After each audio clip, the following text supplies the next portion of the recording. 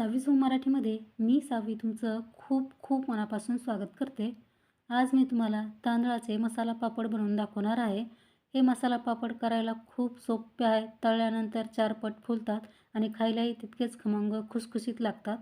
चला तर मग आता वेळ न घालवता पटकन रेसिपीला सुरुवात करूयात. पण त्याआधी नेहमीप्रमाणे छोटीशी रिक्वेस्ट आहे. रेसिपी तुम्हाला कुठल्याही क्षणी थोडी जरी आवडली तर रेसिपीला लाईक आणि चॅनलला सबस्क्राईब करायला अजिबात विसरू नका. सुरुवातीला मी इथे मिक्सिंग बाउल घेतला आहे. आता यामध्ये आपण 1 ग्लास तांदळाचं पीठ टाकूयात. हे तांदळाचं पीठ मी घरीच तयार केलं आहे. तुम्ही विकतचं सुद्धा तांदळाचं पीठ वापरू शकता. तांदळाचं पीठ घरी कसं करायचं ते देखील थोडक्यात सांगते. 2-3 पाण्याने स्वच्छ तांदूळ धुवून घ्यायचे. धुतल्यानंतर उन्हात किंवा सावलीत तुम्ही कसेही वाळू शकता. तांदूळ वाळल्यानंतर गिरणीतून आपल्याला बारीक दळून घ्यायचेत आणि मग आपल्याला ते पीठ पापड बनवण्यासाठी वापरायचं आहे. आता लगेच या पिठामध्ये आपण चवीपुरतं मीठ घालूयात. तर मी इथे अर्धा चमचा मीठ घालते. मीठ तुम्ही तुमच्या चवीनुसार घालायचं आहे. आता अर्धा चमच्याला थोडासा कमी पापड खार घालायचा आहे. पापड खार नसेल ना तर नाही घातला तरीसुद्धा चालेल, पण थोडासा आपण यामध्ये पापड खार घातला ना तर पापड खूप जास्त फुलतात, म्हणून मी थोडासा पापड खार यामध्ये घातला आहे. आता मीठ आणि पापड खार आपल्याला या पिठामध्ये छान मिक्स करून घ्यायचं आहे. तर आज मी इथे हे पापड बनवण्यासाठी रॅशनच्या तांदळाच्या पिठाचा वापर केला आहे. पण तुमच्याकडे रॅशनचे तांदूळ नसतील ना तर तुम्ही कुठलेही जाड तांदूळ दळून त्याचा वापर करू शकता किंवा विकतचंसुद्धा पीठ वापरू शकता. आता इथे मी गॅसवरती पातेलं ठेवलं आहे. आता यामध्ये आपल्याला 1.5 ग्लास पाणी घालायचं आहे. ज्या ग्लासनं आपण पीठ मोजून घेतलं आहे ना त्या ग्लासचा आपल्याला इथे पाणी मोजण्यासाठी वापर करायचा आहे, म्हणजे प्रमाण बिघडत नाही.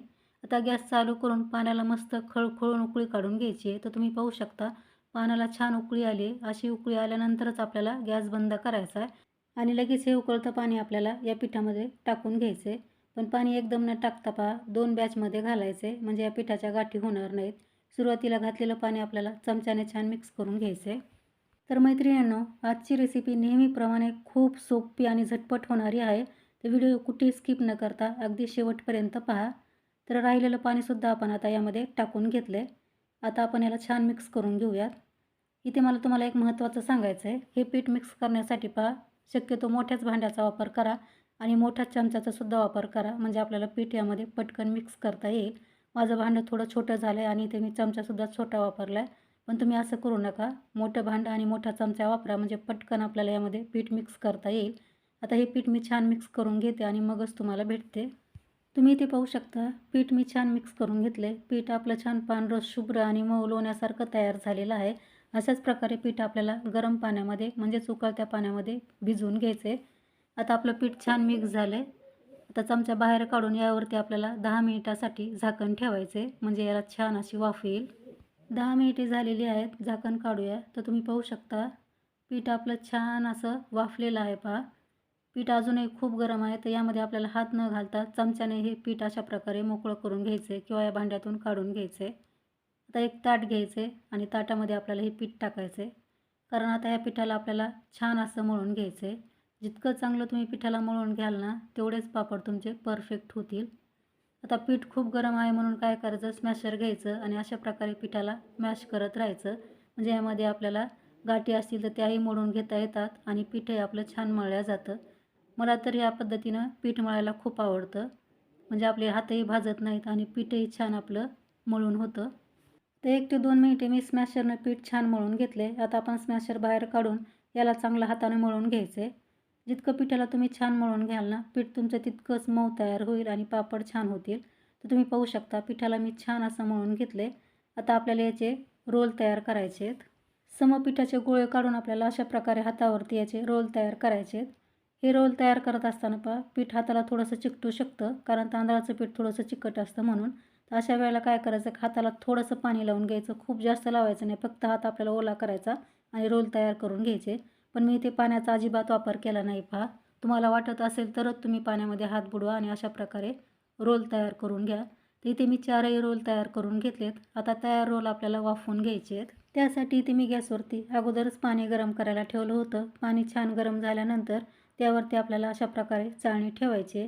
आता यामध्ये आपल्याला रोल ठेवून यावरती झाकण ठेवायचे आणि मिडियम गॅसवरती 10 ते 15 मिनिटे आपल्याला हे रोल छान वाफवून घ्यायचे आहेत. 15 मिनिटानंतर झाकण काढायचं. तर तुम्ही पाहू शकता आपले रोल मस्त वाफलेले आहेत, छान फुलले आहेत आणि पीठही आपल्या बोटाला चिकटत नाही.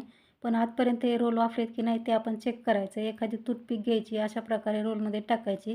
तर पहा टूथपिक आपली छान क्लीन आली म्हणजे पीठ आपलं आतपर्यंत छान वाफले. याला जर थोडंसं पीठ चिकटून आलं ना तर तेव्हा समजायचं रोल आतमध्ये कच्चे आहेत. आणखी 5-10 मिनिटे वाफू द्यायचे आणि मगच गॅस बंद करायचा. इथे रोल आपले छान वाफलेत म्हणून मी गॅस बंद करते आणि हे रोल आता लगेच आपण काढून घेऊयात. तर मी इथे ताट घेतले. ताटामध्ये आपल्याला अशा प्रकारे रोल काढून घ्यायचे आहेत. रोल खूप गरम आहेत म्हणून हात लावायचा नाही. चमच्याने आपल्याला हे रोल ताटामध्ये काढून घ्यायचे आहेत. आता याला आपल्याला मळून घ्यायचं आहे. परत मी स्मॅशर घेतला आहे आणि स्मॅशरच्या साहाय्याने आपण याला छान मळून घेऊयात. पण तुम्हाला जर या पद्धतीने पीठ मळायचं नसेल ना तर तुम्हाला दुसरी देखील आयडिया मी सांगते. हे रोल आपल्याला काय करायचे की वाफले ना तर लगेच एक कॉटनचा कपडा घ्यायचा आहे आणि त्या कॉटनच्या कपड्यावरती टाकून याला छान हाताने मळून घ्यायचे. पण मला ना हात भाजण्याची भीती वाटते बा, म्हणून मी स्मॅशरचाच वापर करते.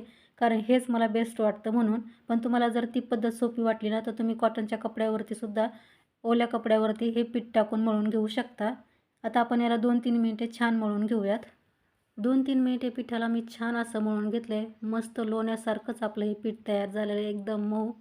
आता आपल्याला यामध्ये लगेच काही मसाले टाकून घ्यायचे तर आपण स्मॅशर बाहेर काढून घेऊयात. एक छोटा चमचा यामध्ये आपल्याला जिरे घालायचे आहेत. 2 छोटे चमचे तीळ घालायचे आहेत. 1 चमचा हिरवी मिरची आणि लसणाचा ठेचा घालायचा आहे.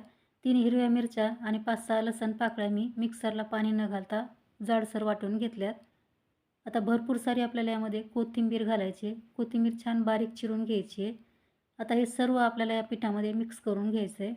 यामध्ये जे काही मी मसाले घातलेत ना ते तुम्हाला घालायचे नसतील तर तुम्ही नाही घातलेत तरीसुद्धा चालतील. किंवा याच्या व्यतिरिक्त तुम्हाला आणखी काही मसाले किंवा चिली फ्लेक्स यामध्ये घालायचे असतील ते सुद्धा तुम्ही घालू शकता. लसण जर तुम्ही खात नसाल ना तर लसण यामध्ये नाही घातला तरीसुद्धा चालेल.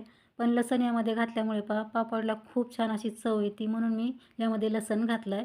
आता हे पीठ पहा मी मस्त मळून घेतलं आहे. आता आपण हात स्वच्छ करून लगेच पापड बनवायला सुरुवात करूयात. त्यासाठी इथे मी मोठी पॉलिथिन शीट अंथरून घेतली. आता यावरतीच मी तुम्हाला पापड बनवून दाखवते. पिठाचा छोटा गोळा घेतला आहे. परत त्यावरती छोटी पॉलिथिन शीट ठेवली. याला थोडंसं तेल लावून घेतलं आहे जेणेकरून पापड याला चिकटू नये म्हणून. आता प्लेट घेऊन असं प्रेस करायचं. पहा मस्त पापड तयार झाला आहे. पण पापड थोडासा जाड वाटतोय ना म्हणून अशा प्रकारे आपण त्याला हाताने छान पसरवून घेऊयात. तर पाहू शकता खूप मोठा असा आपला पापड तयार झाला आहे. आता वरची पॉलिथिन शीट काढून घेऊयात. तर पहा मस्त गोल आपला पापड तयार झाला आहे. कॅमेरा थोडासा साईडला गेला आहे म्हणून मी तुम्हाला जवळ करून हा पापड दाखवते. पहा मस्त आपला मोठा आणि पातळ असा पापड तयार झाला आहे. आता ही झाली पापड बनवण्याची पहिली पद्धत. परत मी तुम्हाला दुसऱ्या पद्धतीने सुद्धा पापड बनवून दाखवते. तर इथे मी पॉलिथिन शीट घेतली पोळपाटावरती छोटी. त्याला थोडंसं तेल लावून घेतले. परत वरतून आपल्याला एक पॉलिथिन शीट टाकून अशा प्रकारे पापड लाटून घ्यायचा आहे. तर ही पद्धत मला जास्त सोपी वाटते. पहा पापड अशा प्रकारे आपण लाटून घेतले ना ते पटकन होतात, अजिबात चिकटत नाहीत, काही नाही. पटपट आपल्याला पापड बनवता येतात. तर पाहू शकता मस्त आपला हा पापड लाटून झाला आहे. जितका पातळ हवा आहे तितका पातळ तुम्ही पापड बनवू शकता. आता हा तयार पापड तुम्ही असा देखील वाळत घालू शकता. पण मला सर्व पापड मस्त गोल गरगरीत आणि एकसारखे हवेत म्हणून मी वाटीने तो कट करून घेतला आहे म्हणजे त्याला आकार दिला आहे. पहा मस्त गोल आपला पापड तयार झाला आहे. आणि हे जे एक्स्ट्राचं पीठ आहे ना त्याचा वापर तुम्ही परत पापड बनवण्यासाठी करायचा आहे. तर पहा मस्त पापड तयार झाला आहे. आता हा तयार पापड आपण वाळत घालूया.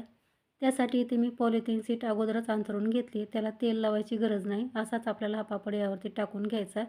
तर पहा मस्त पापड तयार झाला आहे, खूप सुंदर. आता अशाच प्रकारे मी राहिलेले पापड बनवून घेते. इथे तुम्ही पाहू शकता सर्व तांदळाचे मसाला पापड मी बनवून घेतलेत आणि खूप सुंदर आपले पापड तयार झालेत. पापड बनवून घेतल्यानंतर मी सर्व पापड गच्चीवरती घेऊन आले कारण हे पापड मला आता उन्हामध्ये वाळून घ्यायचे आहेत. पण तुमच्याकडे ऊन नसेल ना तर फॅनखालीसुद्धा तुम्ही हे पापड वाळून घेऊ शकता. फॅनखालीसुद्धा हे पापड अगदी छान वाळतात.